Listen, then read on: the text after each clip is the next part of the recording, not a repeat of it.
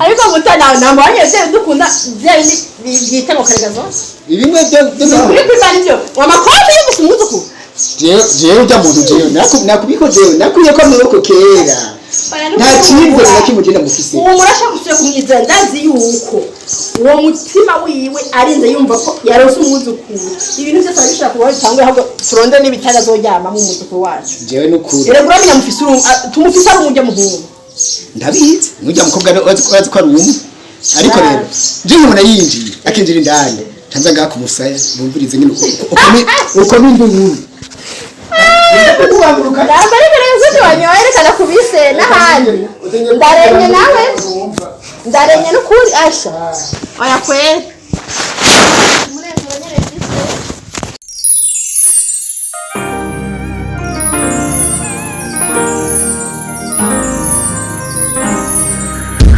Because of love.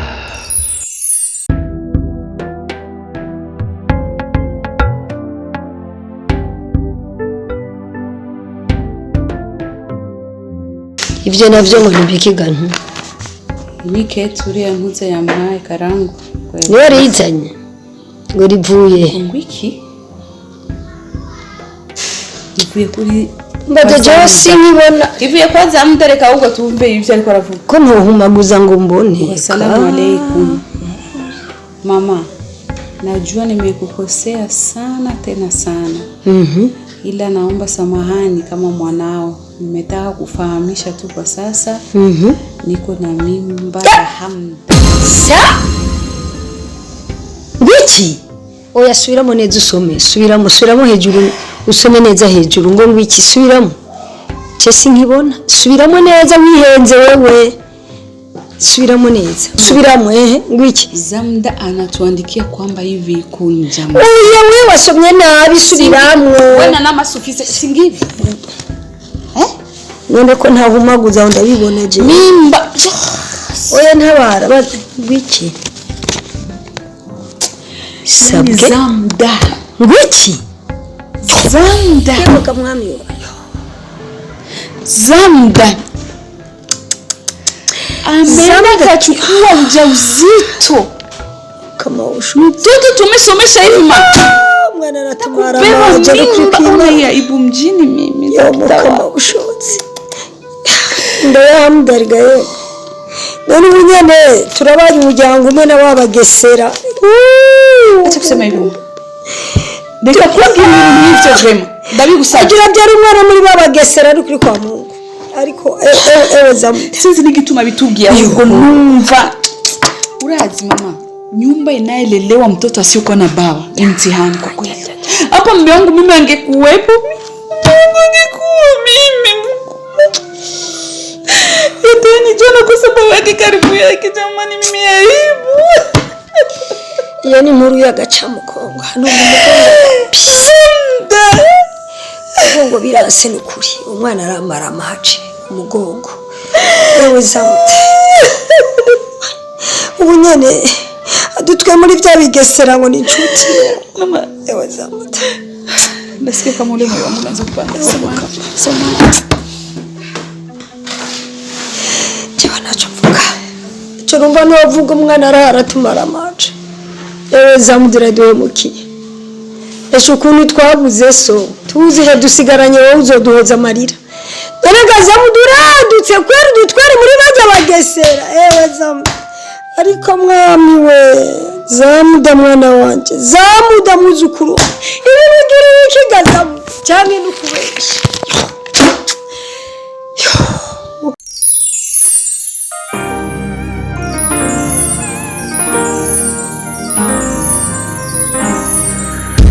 Because of love. jeje ndasawunigiriye mutanda usenyo kimwe uno musi ibintu byawe by'amashavu nibiki bishatari byose ufise bishire ku ruhande tugane ibintu bizima urazi ko ndazi ko ibintu byose ubifatanye ibintu bisanzwe ibintu byose nta na kimwe witaho ariko ivyo ngwana kubwe no munsi ndizira basi kuryoherwa Fumvura vuga urumva rero mutina kubwire aha aye vuba bitarambiranye wamubonye wa Mungu wacu ahari Ndindira mbanze meze kuvuga basi dusha hari inkuru nziza irutiyo aha irarenze rero yoye ugiye kwitwa sokuru. Sokuru atamukazana gusereka mufite neza. Sokuru wande umuhungu wawe na wa mukobwa wanka ujya nyene umukobwa w'Ingabire bari mukuru nkakana. Sha wewe rero hajya nkwita ikijuju umviriza namanda kwita ikijuju misi yose none wowe urashobora kwishimira umuzukuru urazi ko bamwita uwo muzukuru bata mtoto wa haramu. Humura rero suyi haramu uko barunze indoha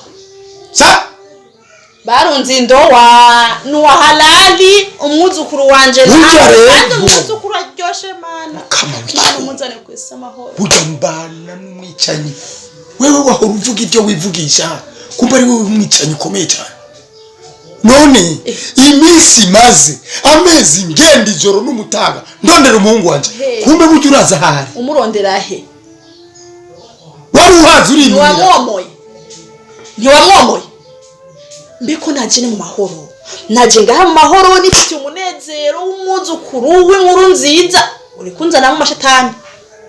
umviriza ndakubwiye umwana ubu nitwe umwicanyi nuso kunyitira umwuzukuru ngo haramu umviriza twumvika ntutume shavura uko bamwita kose jewe ndigaba uyo si umwuzukuru wanje.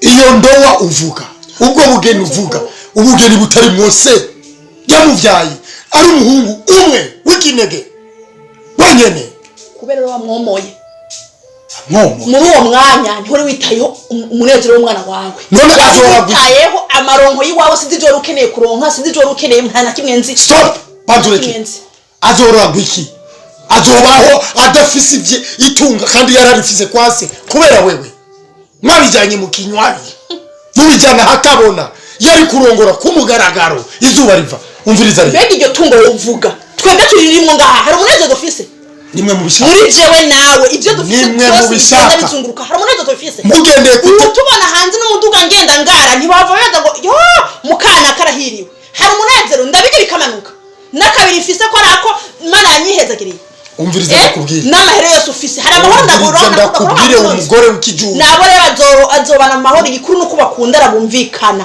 imihezagiro yanje yose barayifise uravyumva mbe ubwira imihezagiro yanje yose barayifise naho amahera n'imitungo yose bazobironderana imihezagiro yanje yose barayifise naho nta mihezagiro bakeneye uko uravumwe deja nta bindi bintu uwo bahezagirisha iki amaboko yonyene yakoze amaraso uwo bahezagirisha iki umviriza rero ndakubwire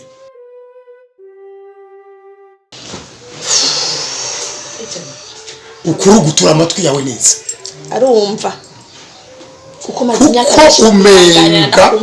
wahora ubana n'umuntu utamuzi je nitwa Faisal uravyumva mva mu muryango w'abantu bashona ndaguhikaye nibiki yandike impuzu kugira uyishone imere nkuko bayambe urayitobagura uravyumva neza urushinge rurayitobora rukayikuramo impuzu ibereye imeze neza uravyumva neza nshatse kukubwira yuko kugira turonka amahoro akaba iyo nda zamudayifise nzomutorana n'uwo mwana ngo ngwiki ndamukureho uravyumva neza mukarindira ko avyara uvuze wiki ari munsi y'isi nzomutuma ifuku akaja mu kirere nzomutuma inkuba zamudategeza gupfa uravyumva neza uyo mwana afise mu nda avutse nzobicanira hamwe uravyumva ntibategeza kubaho mutavuze ngo iki ikindi cya kabiri womenya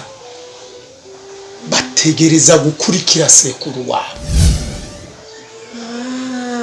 Bashiri nije namwiyiciye urabona aya maboko yiwanje kagira inkuru uti ndayizane ndakwereke uko nabigize pa munda pa mu mutima pa mu amaranda yasatura uravyumva neza ubu rero ukaba utarubizi rero sivyo bimenye rero kuko mwabandanije munduga ku mutwe mwibaza yuko nabigize ntabiharuye neza yawe urumva rero ntunyite ikijuju mukugenda kuvugisha amajambo yose nashaka ndakudahe uvuge ukuri kwawe hako nguma mumviza amajambo y'abandi ubu ndakumenye neza umviriza sivyo ubu ndumvise icurimwo ndumvise yuko iyi myaka yose nabana shetani guhera tariki umwanya wo kumviza warangiye kuko ivyo ngiye kumva namaze kuvyumva guhera ino saha nta mwanya wo kumviriza wo nduhari kuko icaduhuza jewe nawe nk'umugabo n'umugore kirahagaze guhera uno munsi isaha umunota amasegonde sicitwa umugore wawe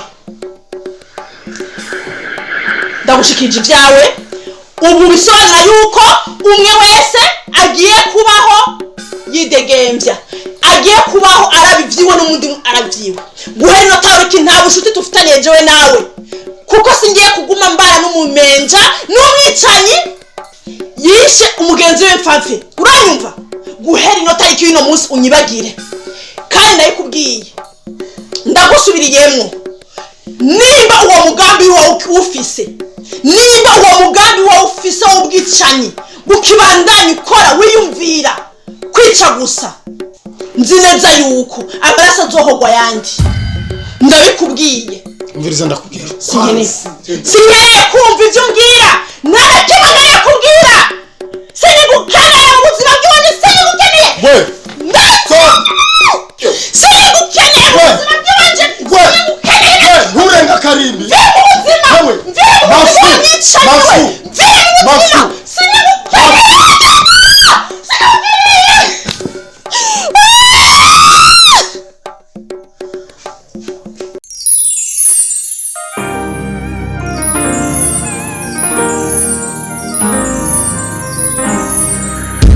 Because of love.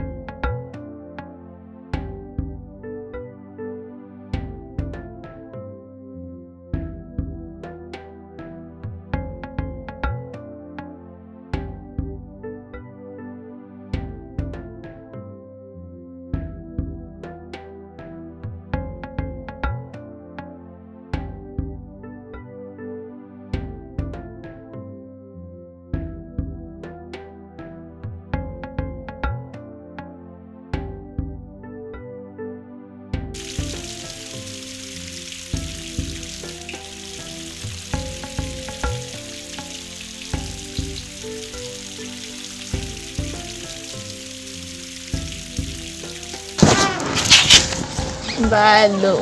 Mvua imeshakwisha na wewe. Unaona kuna mvua? Tulale kwanza bado. Sikia, wametuambia tukifika nyumbani sipite dakika hizo bila mazoezi. Ai makia mazoezi ndio kutembeza. Mvua imeisha bado. Mvua imeshakwisha, angalia hapana mvua gani hapa angalia. Mazoezi. Hebu njoo sikiliza. Mimi miguu inauma. Usijali, maji hayo hapa kumoja nitafika na ikanda tukimaliza njoo tuanze mazoezi kidogo. Ona. Hakuna mvua na wewe. Haya mazoezi yako lazima. Mvua iko wapi hapo?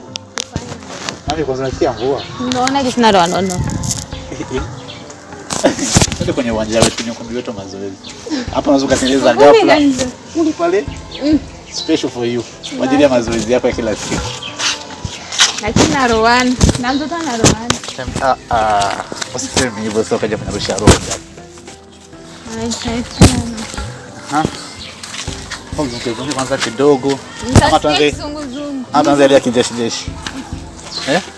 Be serious na wewe. Wewe unajua kufanya mazoezi mimi ama nataka nikutolee mazawadi ambazo nilipata. Haya tunaanza. Ya miguu kwanza. Hapo tuko tunafanya. Hapo tunafanya nini? Na wewe si mazoezi ya mwili. Ama nataka tufanyaje? Sasa nikikuletea zile za hivi. Utaziweza? Zile za hivi. Fanya wewe. Sasa haya basi, twende. Changamsha basi kwanza mimi. Ama ya kupatia ile training yangu ndio uvae. Sasa nasikia njaa. Chakula iko tayari, nimeshawivisha. Haya. Haya. Utaweza? Unataka kunizalisha mapema. Yo. Be serious. Sawa. Moja. Ya Rabbi. Usianguke. Sasa hii kama ndo zoezi gani? 2, 3, 4, 5. Tosha change. Moja. Wewe kijuki. Tena. Like me. Moja. Usiende sasa. 2. Wewe unajua hapa kuna vile vingapi? Ya Rabbi. Sasa kidogo tu basi hivi, alafu unarudi. Tena kidogo like this. Ndio uwezo wangu huyo. Una sura ingali kavu. Unafaa kuweka jasho hata kidogo. Jasho hizi. Twende. Haya. Tunaenda. 1, 2,